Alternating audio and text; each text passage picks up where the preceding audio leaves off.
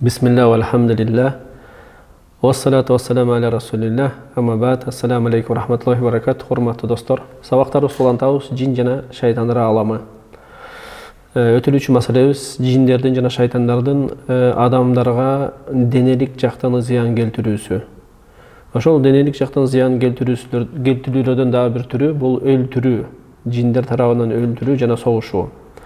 Мындайча айтканда jinlerden болгон шайтандар кейбирде ошол адамдарды öldүрүшөт жана аларга каршы согушат. Бул нерсеге шарият даллат кылган далилдер бар, сүннөттөн албетте. Ошол далилдерден токтолуп кетсек, имам Байхақи риваят кылган хадисте Аммар ибн Ясирден келет хадис. Айтат Аммар ибн Ясир: пайгамбарыбыз бир жолу мени бир жерге жөнөттү дейт. Жөнөткөндө ошол жерден мен шайтанды сүрөтүндө, өз сүрөтүндө көрдүм дейт, мындайча айтканда. Жолугуп калдым дейт. Анан экөөбүз алышып кеттик дейт. Ал мени жыгат, мен аны жыгам дейт. Анан колумда bir taş bardı deydi, oşol taş menen murdun çağıp жердим deydi. Mындайча айтканда жара чаптым deydi. Анан пайгамбарыбызга кайра келгенде, пайгамбарыбызга ошол акыбалды түшүндүрүп бердим deydi.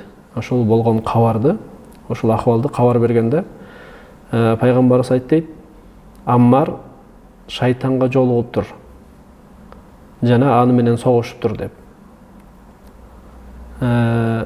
Ошондо сахабаларга кабар бергенде Абу Хурайра айтышкан кийин Аммар ибн Ясирге Аллах Таала өзү шайтанга каршы жардам берген деп.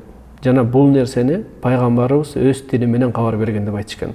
Мындайча айтканда Амар радияллаху анхума шайтан менен өз сүрөтүндө жолуктум дейт, жана ошону менен шайтан менен күрөшүп кетип, согушуп кеттим дейт. Жана аны мындайча айтканда жеңип алдым дейт. Демек, бул хадис даллат кылат эмнеге? Шайтандар кейбирде адам менен согушат, эмне максатта? Өлтүрүү максатында. Бул жашоодо көп кездешет негизи. Бирок биз маани бербейбиз. Себеп дегенде бардык нерсени көз алдыбыздан өткөргөнгө, баарына этибар берип, бүт кабарларга үлгүргөнгө мүмкүнчүлүгүбүз болбойт. Балким биздин канча өлүм житимдер ошол шайтандардын көпчүлүгү шайтандардын себеби менен болуп аткандыр, жиндердин себеби менен. Жана бул нерсеге мына мурунку ошол кабарлар даллат кылат, анык кабарлар албетте. Жана бөлөк бир асарга токтосок, Умар радияллаху анху тууралуу асар бул Абдуллах ибн Масуд кабар берет. Бир жолу дейт, пайгамбарыбыздын саллаллаху алейхи вассалам бир сахабалардын бирөөсү шайтанга жолугуп калыптыр дейт. Анан аны менен тартышып кетип, күрөшүп кетип, согушуп кетиптир. Анан кийин ошол пайгамбардын сахабасы ошол шайтанды жеңип алыптыр дейт. Жеңгенде шайтан айткан экен: мен жөнөтүлгөм дейт, сага бир кабарды бериш үчүн, ажайып келген кабарды. Анан тигил сахабас кабар бер, айтып берчи эмнени дегенде айтпайм дейт. Андан кийин экинчиси менен дагы күрөшөт дейт. Экинчиси менен күрөшүп туруп, аны да жеңип алат дейт. Ошол сахаба, пайгамбардын сахабасы. Андан дагы ал дагы ошол нерсени айтканда, мен сага бир кабар берейин деп жөнөтүлгөм дегенде, кабар бер, ошол мага айтып берчи дегенде, ал дагы айтып бербейм дейт. Анан үчүнчүсү менен күрөшүп кетип, аны да жеңип туруп, анан анын үстүнө чыгып, ошол сахаба анан ошондо айтат: мени кой бер дегенде, шайтан: мен сени кой бербейм дейт, сен мага жанагы ошол келген кабарыңды мага кабар бербейинчи дейт. Ошондо ошол шайтан кабар берет, эмне деп? Бакара сүрөсүнүн артыкчылыгын айтат ошондо. Ал айтат: бул Бакара сүрөсү тууралуу болчу сөз депчи. Ажайып келген ушул кабар ушул нерсени алып келгем дейт, мындайча айтканда шайтан. Бакара сүрөсү кайсы аятын окуба дейт Бакара сүрөдөн. Ошол аятты шайтандардын ортосуна окусаң, баары тең качат дейт. Эч кимиси калбай эмне качып кетет дейт. Мындайча айтканда Бакара сүрөсүнөн бир дагы аятты шайтандар уга албайт деп шайтан өзү кабар берип атат. Анан айтат, эгерде үйдө окулбай турган болсо, бир кайсы бир үйдө Бакара сүрөсү, анда ошол үйгө шайтан кирет дейт. Мындайча айтканда чоң бир кабарды берип атат бул шайтан. Демек, Бакара сүрөсүнүн артыкчылыгы, фазилети өтө чоң. Курандын өзү баардан фазилеттүү, бирок ошонун ичинде айтканбыз, артыкчылыкка өзгөчө ээ сүрөлөр бар. Ошонун эң бир чоң сүрөлөрдөн бул Бакара сүрөсү. Буну биз билип атабыз, мына шайтан өзү буну кабар берип атат. Анан ошондо сахабалар сурайт, Абу Абдурахман ибн Масуд дейт, мындайча айтканда, бул кайсы сахаба дейт ошол. Пайгамбарыбыздын кайсы сахабасы ошол шайтандарды ушунчалык жеңип туруп, анан кийин ошол себептүү ушул кабар бизге келип аткан дегенде, Ибн Масуд айткан экен, бул Умар ибн аль-Хаттаб деген. Бул Умар радиаллаху анху болгон. Бул кабарды көпчүлүгүбүз билебиз, албетте. Бөлөк дагы бир имам Муслим кабар берген хадисте Абу Саибден, Абу Саиб айтат, Абу Саид аль-Худриге кирип калдым дейт. Анан Абу Саид аль-Худри намаз окуп аткан экен дейт. Анан намазым бүткөнчө жанында отурдум дейт. Анан үйүнүн бир бурчунда бир кыймылдаган нерсени угуп калдым дейт. Бурчта бирдемке кыймылдайт дейт. Анан карасам, жылан экен дейт. Анан ошол жыланды туруп өлтүрөйүн деп атсам, Абу Саид намаз окуп атып мага ишарат кылды дейт, отур деп дейт. Жыланга тийбе деген мааниде. Анан отуруп калдым дейт. Анан кийин намазым бүткөндө Абу Саид маңдайдагы үйгө ишарат кылды дейт. Үйдү көрдүңбү деп. Анан ооба дедим дейт. Ошол үйдө дейт. Биздин арабызда бир сахаба бар эле дейт, пайгамбарыбыздын жаш сахаба. Ошол үйдө жашачу эле дейт. Жаңы үйлөнүп ошол үйдө жашап жүргөн дейт. Анан бул Хандак согушу маалында болчу дейт. Хандак согушун билебиз бардыгыбыз, Мединаны тегерегин аңгашып, сахабалар пайгамбарыбыз менен душмандардан коргошкон. Ошол сахаба жаңы үйлөнүп, ошол Хандакты, аңды казганы барат дейт. Анан күндүз ошол пайгамбарыбыздан уруксат сурачу дейт, үйгө барып келейин деп. Жаңы үйлөнгөн болчу да. Анан пайгамбарыбыз дайыма уруксат берчи дейт үйүнө барганга. Анан бир күн уруксат сураганда айтты дейт пайгамбарыбыз, куралыңды алып ал депчи. Себептен мен душмандардан корком, сени өлтүрүп коесун деп. Ошондо найзасын алып туруп кеткен болчу дейт. Анан үйүнүн жанына жеткенде үйүнүн эшигинин алдында аял турган экен дейт. Үйүнүн ичинде эмес, сыртында. Анан жанакыл баланын, сахабанын кызгануусу күчөп, ошол куралы менен баягы аялын чаап жиберейин дейт да. Бул бир жакшы нерселерден, мындай кызгануу өзү мусулманда аялына, ошол махрамдарына кызгануу албетте болуш керек. Анан аялындагы бир эмеси үйдөн ошол үйдүн жанында эле эшикке чыгып койгонго ушундай бир кызгануу болуп атат.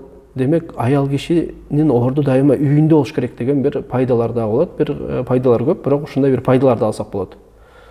Азыркы күндөгү бир акыбалга бир чагылдырсак, бүгүн аялдар эшикке чыгып кеткен, толугу менен, ошону менен бирге эркектердин кызгануусу да жок болуп кеткен. Ошол нерседен бул таалим алсак болот. Анан жанакыл сахаба жигит кызганып эмеси менен урайын дегенде, курал менен аял айтат дейт, шашпагын, куралыңды түшүр деп айтат дейт. Сен үйгө кирсең, эмне үчүн мен чыкканымдын себебин көрөсүң деп айтат дейт. Анан үйүнө киргенде, кирип караса, ошол жаткан жеринде, мындайча айтканда төшөгүндө ушундай чоң жылан оролуп жатыптыр дейт. Анан жанакы жигит жыланды көтөрүп жанакы найзасы менен сайып туруп, анан эмеге эшикке жана ошол найзасы менен чыгат, баягы илинген бойдон чыкканда жанакы жылан өлө элек болот да. Анан ошол жерден жанакы эмеге тап берип жигитке, ошондо сахабалар айтат, кимиси биринчи өлгөнүн билбей калдык дейт да. Ошондо пайгамбарыбызга келип сахабалар болсо суранат да, Аллахтын элчиси биздин мындайча айтканда досубузга дуа кылчы, Аллахтан биз тирилтсин деген да. Пайгамбарыбыз айтат, ошол жолдошуңарга дуа кылгыла дейт. Кайтып келбейт, ал өлдү деген сөз да. Анан ошондо пайгамбарыбыз кабар берет, бул Мединада жиндер бар деген да. Ошо демек ошол жылан жин болгон да. Бул маселеде токтогонбуз мурунку сабактарда. Жылан кирген болсо үйгө, аны ошол замат өлтүрүү болбойт албетте. Ошол өкүмгө кайтат да бул маселе. Демек ошол жин болгон жылан жана эмне өлтүрүп койгон да ошол сахабаны.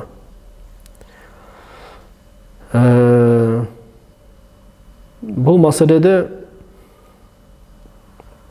хадистер жана асарлар өтө көп албетте.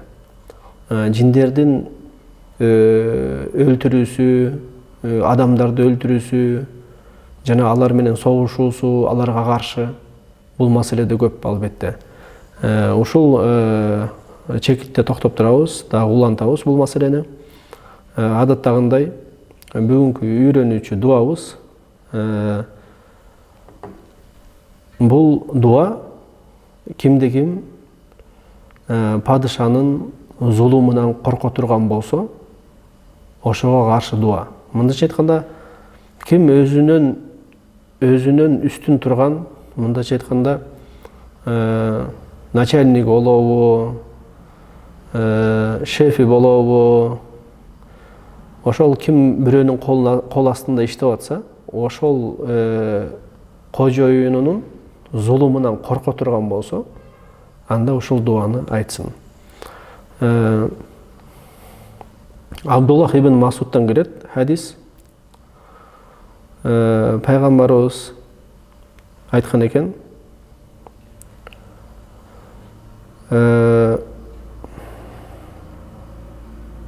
кимде-ким ошол падышанын жана ошолго окшогон бир адамдардын зулумунан корко турган болсо, анда мына дуаны айтсын деген. Аллахумма робба самавати саб'i ва роббал аршил азим кунни жаран мин фулан бин фулан ва ахзабихи мин халаикика ан яфрута алийя ахадун минхум ау ятага азза жарук ва жалла танаук ва ла илаха илля ант. Пайгамбарыбыз айтып атат, Аллахым, жети асмандын Роббусу, улук арыштын Роббусу, мага баланчанын баласы баланчадан жардамчы болуп бер. Ошого каршы жардамчы болуп бер. Жана сенин макулуктарыңан болгон анын тайпасына да жардам бер. Алардын бирөөсү мага капысынан кол салуусунан жардам бер. Жана мага зулум кылуусунан жардам бер. Сенин жардам берилген пендең улук. Мындайча айтканда, кимге сен жардам бере турган болсоң, ал албетте улук болот. Жана сенин мактооң дагы улук. Жана сенден башка сыйынууга татыктуу зат жок. Бул маселеде билиш керек. Кайсы падыша, кайсы башчы бир өзүнүн кол астындагыларга зулум кылам деп бир максат кылган болсо, эч качан унутпасын, анын үстүндө падышалардын падышасы турган. Жана эгер ал сага зулум кыла турган болсо, анда сен эч качан ал нерседен кутулбайсың. Мындайча айтканда, зулум эмес, эгер ал ошол сенин зулумуң үчүн ал сени сага кирише турган болсо, сени жазалай турган болсо, анда сен эч качан кутулбайсың бул нерседен. Ошон үчүн зулумдун арты жакшы болбойт эч убакта. Бул дүйнөдө Аллах Таала зулумга жооп берет. Жана кыямат күнү